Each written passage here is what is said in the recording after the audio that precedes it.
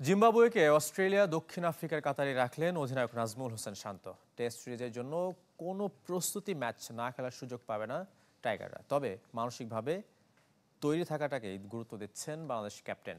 রিশাদ লিটনদের মতো বাকিরাও বিদেশি franchise league খেললে দেশের ক্রিকেটে ভালো কিছু হবে বলে বিশ্বাস নাজমুল শান্তর।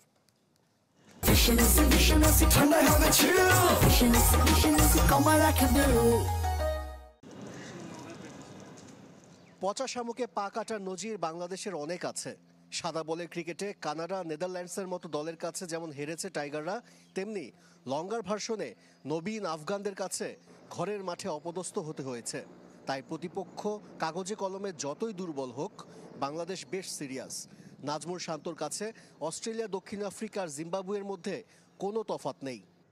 কোনো দলই ছোট না, আমি বারবারই বলতেছি, এবং প্লেয়াররা এই জিনিসটা চিন্তাও করছে না। আমি আশা করব যে সাধারণ মানুষ বা মিডিয়ার যারা আছে তারা ওইভাবে দেখছে না যে ছোট দল বা বড় দল।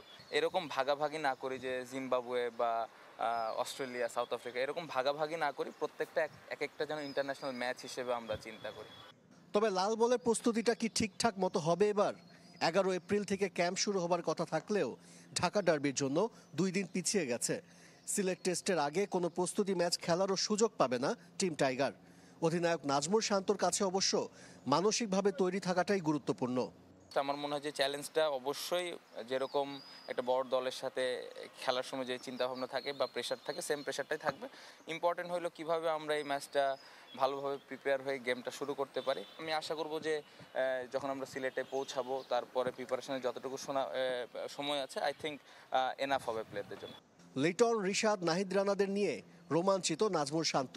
পিএসএল এর মতো বিদেশি ফ্র্যাঞ্চাইজি লিগে খেলতে পারলে এসব ক্রিকেটারদের পাশাপাশি দলের জন্য ইতিবাচক হবে বলে মনে করেন তিনি।